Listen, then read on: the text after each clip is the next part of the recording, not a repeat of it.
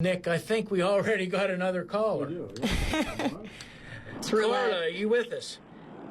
Hi there. How are you, Hillbilly? I'm doing good. How are you doing today? I know you're out and about. Oh, my gosh. So we're crisscrossing the Commonwealth every day. I spoke at a church in Altoona on Sunday.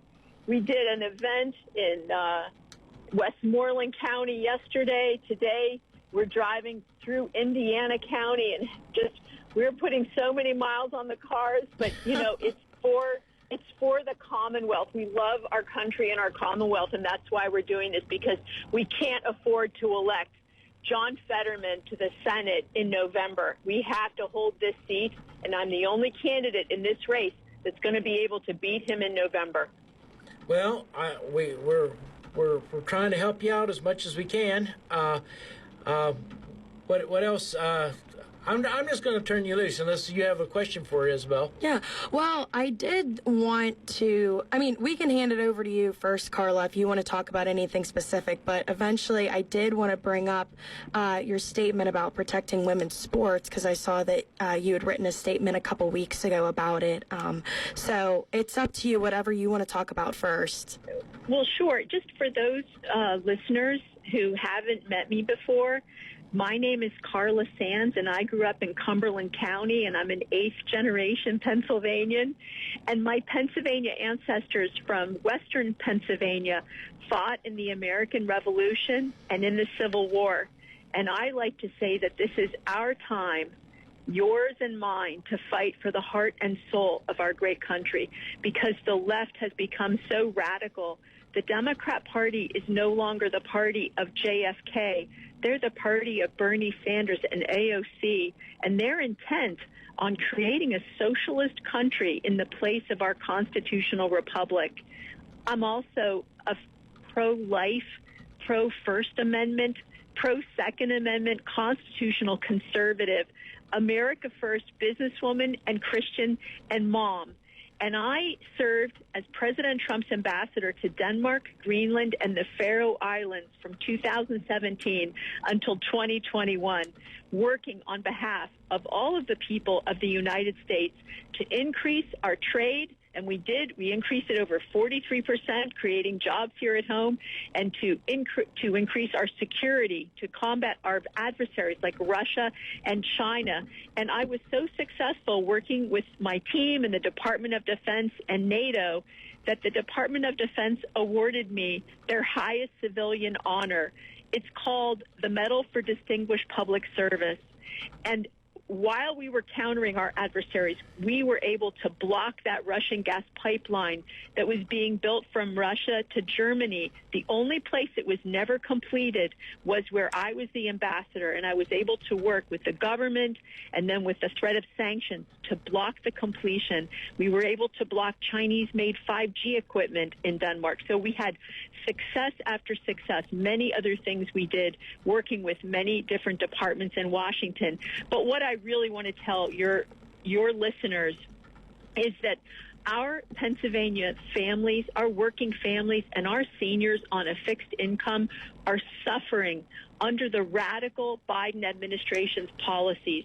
These multi-trillion-dollar socialist Green New Deal stuffed bills that they passed, printing so many new dollars, have stoked the inflation that's caused the price of everything to skyrocket.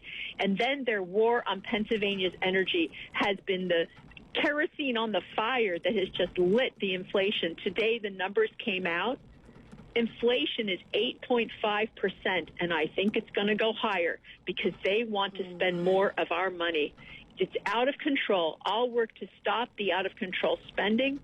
I'll work to be your energy senator so we harvest right here at home. It's green, it's clean, it's important to be independent and dominant in our energy, and why not bring it from Pennsylvania to the rest of the country and then share it with our allies so they don't need Russian gas. So I want to bring the prices down so that our families aren't hurt when they're paying at the pump and they're at the grocery store.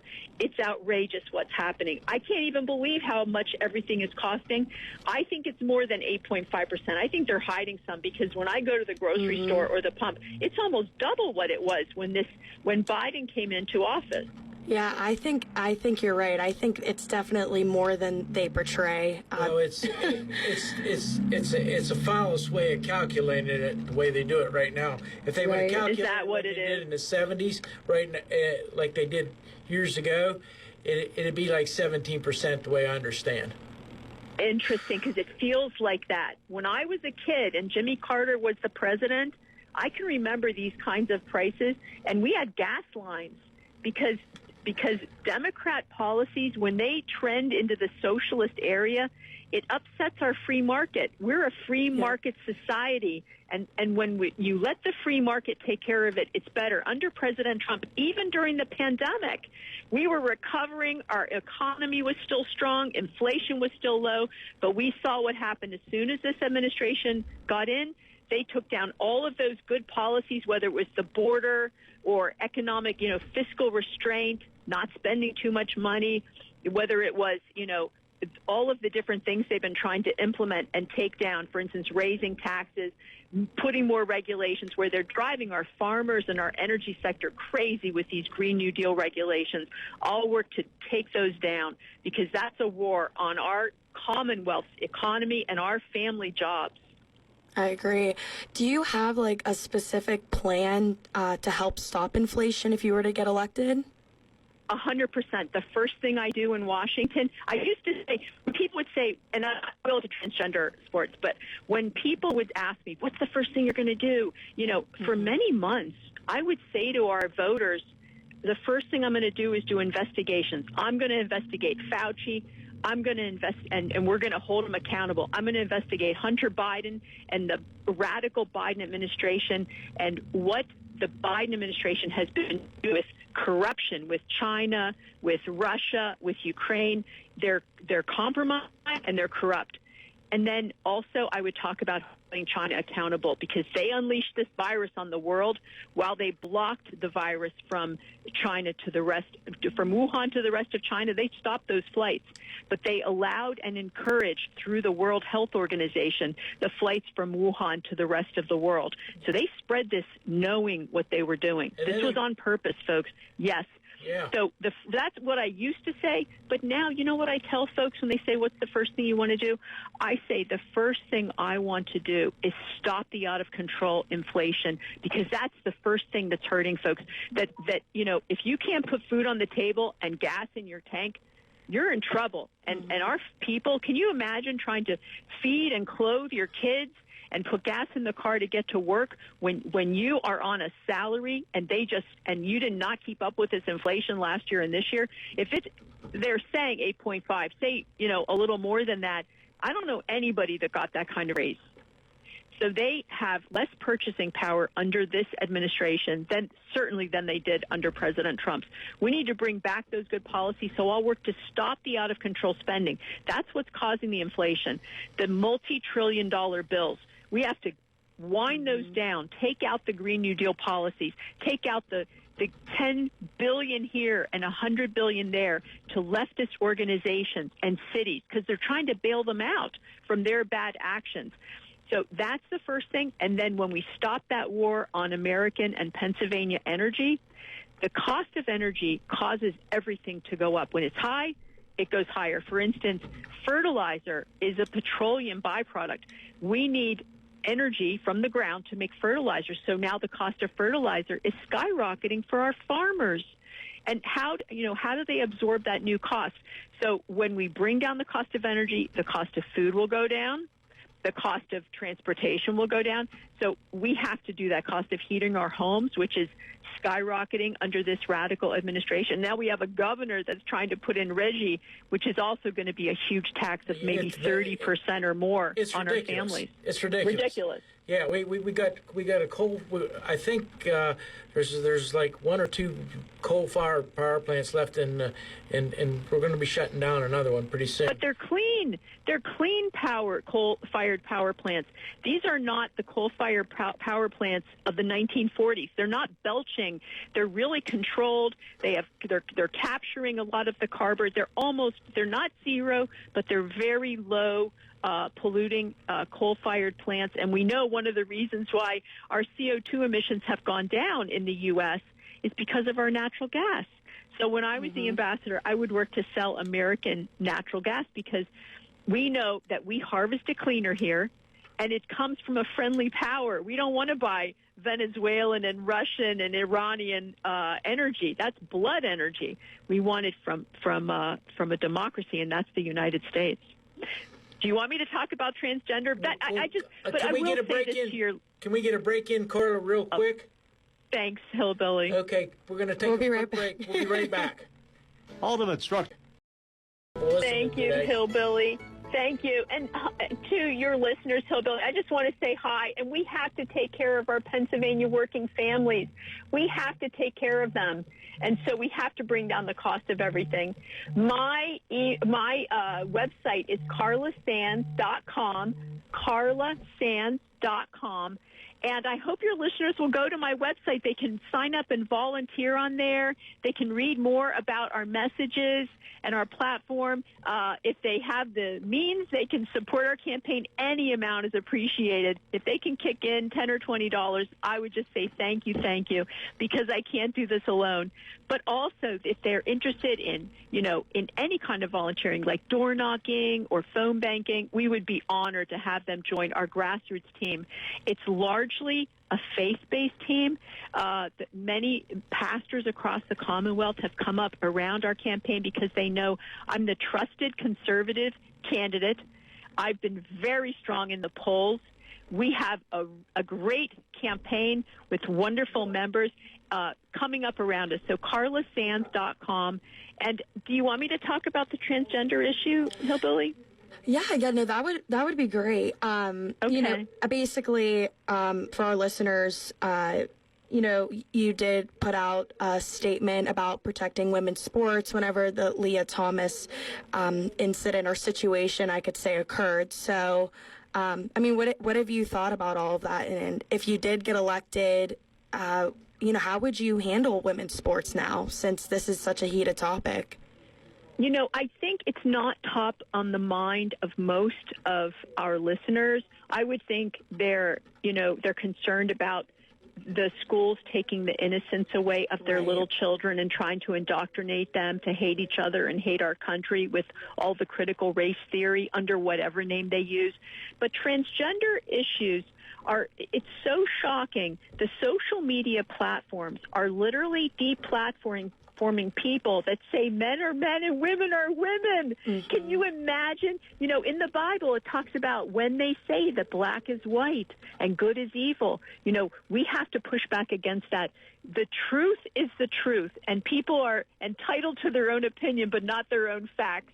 And as a matter of fact, men are men and women are women. And I was blessed to be born a woman, and I love that men are men. And God created that difference. And that's a beautiful thing we need to celebrate and teach our children.